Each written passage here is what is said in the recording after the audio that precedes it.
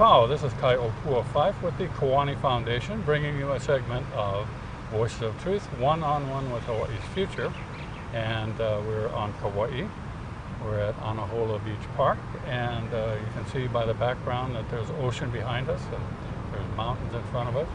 And we'll get some good shots of that as we carry on our discussion today with John Ohelauli, who's going to tell us about his entrepreneurial ventures in the business world from a Kanaka perspective, but from a Akamai, very smart business perspective also. John, aloha. Aloha. Pleasure to have you with us, or pleasure to be with you. This is your stomping ground, but we're glad you could make it. It's a beautiful day. We got the weather that was ordered, I guess. We're really interested in putting forward not only to the Hawaiian community, but also to the broader viewing audience, because this goes worldwide on the internet. Good things that are happening in Hawaii. We hear enough about the bad stuff, but we try to promote, individuals or directions that are good for the community, and we try to encourage people who haven't yet found their responsibility to give back to the community or fully participate, to maybe recognize what some of you folks maybe are doing, or maybe could be somebody else, and get up and get off the couch and get to work, fulfill your responsibility. We'd like to start with a little background on, where you come from, where you've been, how you got here, and, I'm sure a lot of transitions taken place, but just a very brief background on who John Ohelauli is, and then we'll talk about the projects that you've got going, your entrepreneurial efforts. Okay. Well, I was raised in Kaneohe, on the island of Oahu. Graduated from Castle High School. And in 1991, I was awarded a lease on the Department of Hawaiian Homelands here in Anahola. And so I've been living here since 1991. I've always wanted to start my own business when I was very young, but it's all about timing. I got my family going, and so I didn't have that opportunity, but I always studied because I knew that someday I wanted to own my own business. When I started working for other companies, I also started to work as if I was the owner of this company, because it's hard to lead if you can't follow correctly. And so I would try to be an employee as if I were the employer. And I slowly worked, studied as much as I could about entrepreneurship, and waiting for that chance. So when I get that chance, I was hoping that I was going to be prepared. And in 2004, I finally got that chance. Cool. Dropping back, you said in 1991 you got the offer for a lease here in Anahola, and you were living on Oahu, and did that present a quandary to you of having to relocate? Did you have to think about it very long? Were there issues about moving the family from Oahu to Kauai, or was that not a problem? Living in the big city is always a problem, the fast-paced style of Oahu. At the time when we were moving, we had 2 children and 1 actually on the way. And so after we moved here to Anahola, about 2 months later, my 3rd child was born. And so that was a big adjustment for us, especially when it came to employment. And being kind of new here on Kauai, we didn't know we'd have the family. So yes, it was, like you say, it was a bit of a change for us. Well, you come out of a different environment, metropolitan, into agricultural kind of a island economy, but it was worth it because of the housing situation, I guess, the opportunity to get a place on Hawaiian homelands. Correct. And it's also the lifestyle. When I grew up in Kaneohe wasn't as big as it is today. Well, Kaneohe is kind of country, it was kind of like on the site. It's growing at a fast pace. And so I could see that if I wanted to retain that value for my children, I would have to move off, and thus choosing Kauai. Being over here, at least, housing was not an issue, but making a living was a challenge, I'm sure. What did you do when you first got here, as far as work was concerned? When we first got here, my wife used to work for Liberty House, and she was able to transfer over to Kauai. Yeah. And like I said, we just had our third child. Right. And so because babysitting was a problem, I actually started working at probably the hardest job of all, which is Mr. Mom. Yeah. Yeah. You know, my they don't care the Mr. Mom Pop, but my housekeeping skills are not the greatest. But we were able to go through that. And then soon after Iniki, we had our fourth child. And so after that youngest one got to work, after the youngest one got into school, then I started looking for employment, and I got a job working as a tour bus driver. Bringing forward to you're venturing into a business, the business world. How did that happen? I mean, there are probably people sitting out there who say, I wish I could be my own boss. I wish I could, have my own business. And very intimidating consideration if you really think about it. I mean, you're kind of laying it all on the line. It becomes a life of its own, really. Yeah, exactly. Yeah. Exactly. The most successful businesses start with successful business planning. And if you plan and invest that time into investing all the energy and all the studying that you need to develop your business, then when the time comes to take that plunge, you're much more better prepared. Right. Some people make the mistake of not prepping enough, not taking the time and prepping enough. Doing the groundwork. Doing the groundwork, and they end up struggling as a business. So the key is to study, to try to really look at every component of your business, not just the goal line, but you got to look at all of those areas in between, and really study, really look at it, do your due diligence to make it work. Yeah. Well, I know I've been in business for myself. I mean, I actually haven't worked for a lot of other people, and it can be very rewarding, but it takes a total commitment, and it has to be your life, because nobody else is going to look after your affairs or your business the way you would, unless you get an exemplary employee, and they're pretty soon going to become an entrepreneur themselves. Correct, exactly. So, well, you mentioned soulmates. That's SOLE, right? Soulmates. Like the bottom of the shoe. The bottom of the shoe. And the reason that we got familiar with it years ago is because of you develop foot problems. A lot of it has to do with wearing slippers all the time, which, comfortable to get in and out of them easy, but not the best thing maybe necessarily for your particular feet. And we wound up getting referred to your store in Kapaa, and that's where we've been buying ever since. So, I see that as a business venture, and also filling a need in the community that probably wasn't covered previously.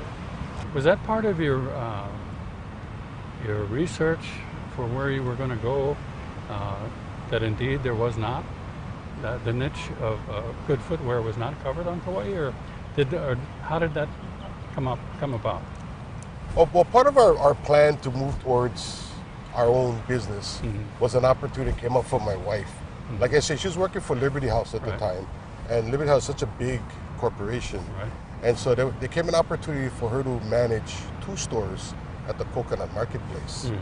And so we felt that by going to the Coconut Marketplace, she would be taking on different types of responsibilities, which would be closer to owning your own business. Right. And so when she went there, then she got herself established there.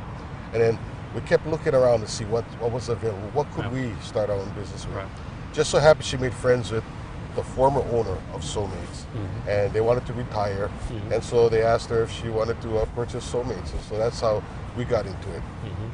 Soon after we got into Soulmates, we started learning more about footwear, and so we started seeing that rather than compete with everybody else on the slipper area, we focus on healthy products. One of the things that we found is that we were working just as hard to sell a $24 pair of slippers as we were selling a $50 pair of slippers. The investment in the customer was about the same. And so we decided, well, let's just let's go focus on the $50 pair instead, because of the same amount of work. And so we started working on that, and we started finding out that more and more people with foot problems are looking for certain types of shoes or footwear, and so we focused in that area, and that's how we found our niche. Yeah, cool. Well, how many years have you folks been in soulmates now? Well, we got 2004, so 2004. we're pushing our 8-year year there. Yeah. Oh, cool. Well, you're beyond the danger zone, kind of.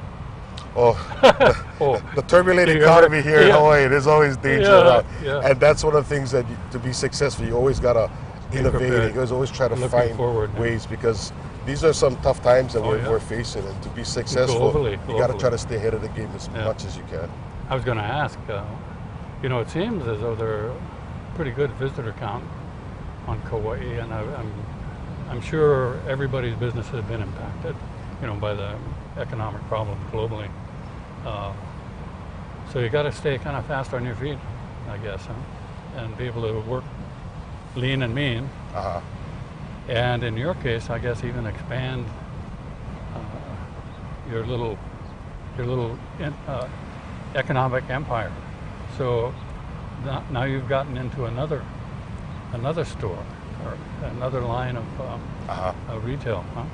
Well, what we're trying to do is we're trying to diversify. Right. Unfortunately, we are in an economy that is tourist-based. Yeah. And our economy goes up and down Right. with tourism.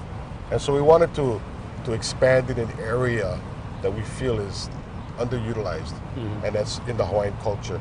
I think everybody knows that the Hawaiian culture, that what I call that next level up, not what most of our visitors are experiencing now, but what a lot of our repeat visitors want to experience, something that's different. They've been to the luau's, they've seen the craft fairs and so on, but they want to go to the next level. And so we wanted to diversify, we want to move into that direction, and we're using Konani right now as that vehicle to diversify our business. Konani being Hawaiian for our checkers. viewing Hawaiian checkers. Hawaiian checkers. Yeah. But it's not exactly checkers, is it? It's not exactly checkers. It's totally different. What's unique about Konani, it's a Hawaiian game played by the ancient Hawaiians, long before Captain Cook came to these islands. Unfortunately for us, when the missionaries came, they forbid the Hawaiians from playing Konani. So most Hawaiians today not familiar with the game or haven't played it enough to really apply the benefits that Konani can bring to their lives and to their businesses. I wonder why that particular game was banned. I mean, I understand, the language was banned, the hula was banned, and cultural practices were banned. And I'm wondering whether or not their banning Konani maybe perhaps they were threatened by people who were able to plan, and I'm just thinking some weird things about why would that be a threat? Why would the game be a threat? Well, the published reason is that the gambling aspect. Hawaiians are very avid gamblers. Okay. But you're absolutely right. I think another reason why they banned it is because it's a thinking game. Yeah. And it's a high-level thinking game. Yeah. And To sharpen your mental skills. sharpen those skills. The educational component of Konani is very important to me. And I try to teach as much as I can. When you have the child and the parent play, or the child and the adult play, chances are the child is going to beat up the parent. Really? And the reason why for that, which I believe, in my observation, is that the parent is overthinking the game. The parent is trying to out-strategize the child. Yeah. And so I tell the parent, the child is just playing for the fun of the game. Right. Just playing for the passion of the game. Yeah. The child doesn't have a mortgage payment coming up. The Right. child doesn't have figure out what's for dinner tonight. There's no stress. And so the child is just playing for the love of the game. I think when the parent realizes that, it just starts playing for the love of the game. Yeah. The parent, then the advantage turns to the parent, Yeah. and the parent starts to be more successful. Yeah. De-stress themselves. Yeah. It's too much stress. Yeah. Sounds like a good thing. Over here you have a board set up. I actually manufacture these myself. Oh, you do? Okay. Of course, I order the marbles outside, Right. but I basically manufacture them themselves. This is my tournament model. You don't have to have a board like this to play Konani. Right. Even on the beach, we have a family next to us who is camping. I'm sure they have a soda box. They could flip that soda box around, Yeah. draw some circles, Right. pick up some items that are right in this area now, Yeah. and play Konani all night. So, so it's you don't have to have a board like this to play, Yeah. but it's best that you play. Yeah. Well, you have alternating colors, and so how do you establish who gets what color? Well, we usually start off with, I always like to say white on the right, black go first. And so I would Okay. remove 2 from the middle, I'll take them out, and I would let you choose. Oh, okay. And then so you would be black, Okay. and I would be white. And Hawaiian checkers, black always goes first. Okay. You'd have to jump over your opponent Right. into an open hole. You can only go in one direction at a time. So you can't shift. You can go forward, you can go backward, Okay. you can go left, you can go right. Mm-hmm. You cannot go diagonal, No. or you cannot change direction. Okay. Well, I'm without thinking too much. Getting overly cerebral. Same thing happens a lot with the husband and the wife. You Yeah. know, the wife is, I don't play strategy games. He Yeah. does all the strategy games. Yeah. And next thing you know, the wife beats the husband Yeah, because of again he's course. overthinking. But that's the way they do things, right? True. Yeah. You can double jump if you like, Mm-hmm. because I'm going in the same direction. Mhm. You don't have to. Yeah. It's not always advantageous. No. And that's one of the philosophies that I like to talk about in business. Mhm. You know, the Hawaiian philosophy was take what you need. Yeah. You know, don't overtake. Mhm. And that's one of the things that I like about this game is it kind of is so into the Hawaiian, into the balance that it Yeah. makes playing Konani not only fun but very educational. Yeah. Wait a minute. I'm black, huh? You black jumping over the white. Yeah.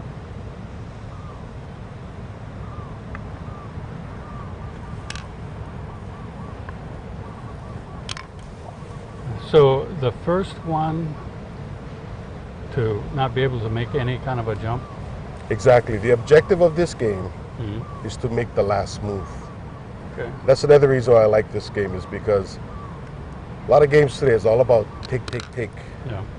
This game is totally different. It's about positioning yourself for making the last move. Mhm. One of the great things about Konani is that Konani is a game about choices. Almost every, you're making choices at every move. Mm-hmm. And so it is very important. Well, it helps you make better choices. And I use Konani in my business. In fact, in my HawaiianCheckers.com business, my business plan is based on Konani principles and Konani tactics. So conceivably, you could have quite a few marbles left on the board, but you made the last move. Nobody else can move, huh? Correct. Yeah, it doesn't always come down to the last couple of pieces. Right.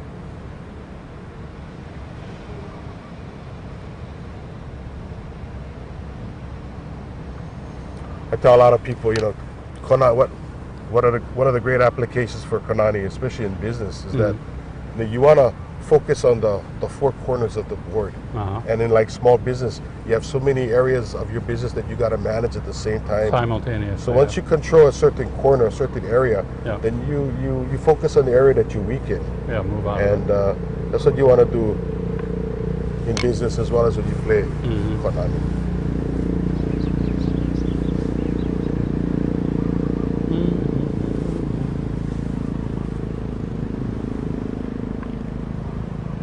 That's one of the great things about the game is that it allows that face-to-face interaction, which is so important for strengthening family relationships. Well, I know I had when I was first introduced to it. I made some. How'd this come and get over here? All of our ali'i played Konani, so it's important not only for their thinking skills, but also for their strategy and their tactics. Some of which was used on the battlefield. Yeah. I think a lot of decisions were made over a game of Konani, and so there are a lot of great reasons why. There's a lot of legends also. And here in Kauai, I like the legend of Ka'ilau Kekoa, as she was a very good Konani player here on Kauai. So men and women obviously played Konani. Well, I think you have to have an overall perspective of the board, which I guess in a lot of board games you do.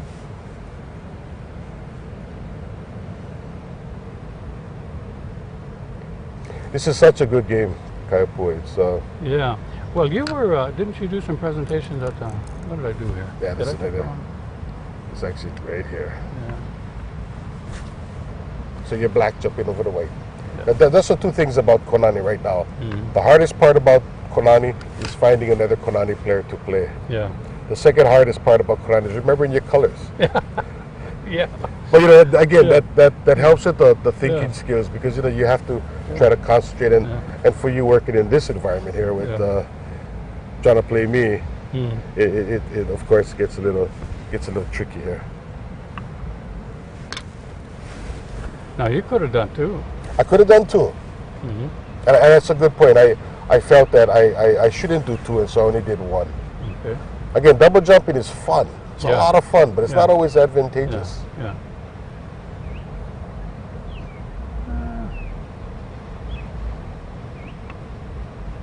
Kind of cleaning the corner out.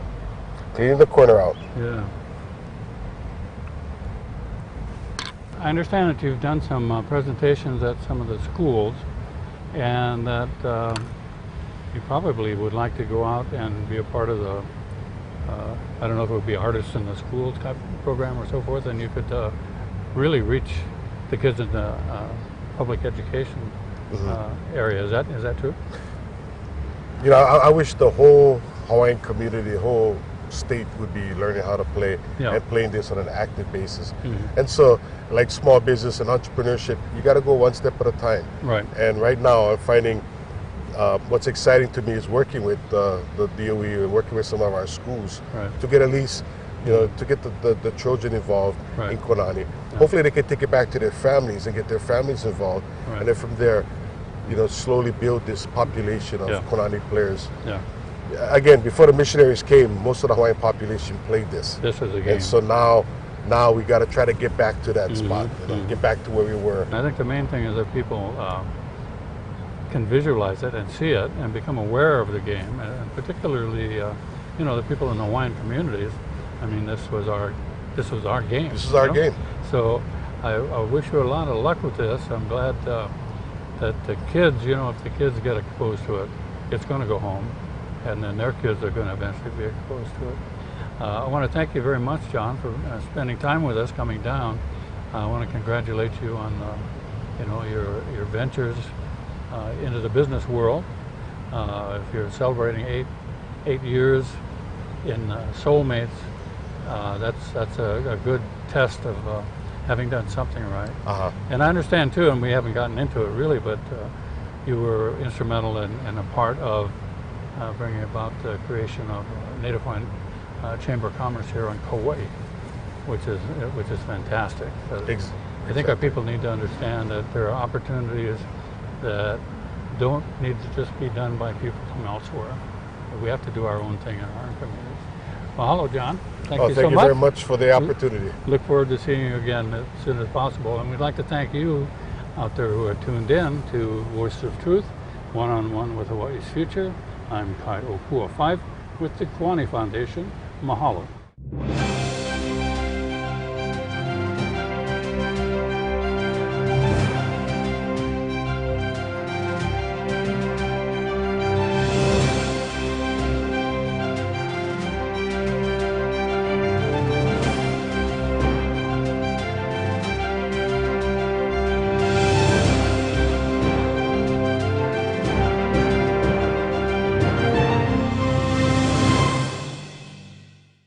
Mahalo for watching Voices of Truth One-on-One with Hawaii's Future. Watch us on the web 24/7 at voicesoftruthtv.com. You'll find all our shows, including this one, in case you want to see it again or share it with family and friends. Also view our weekly video commentaries at freehawaiitv.com.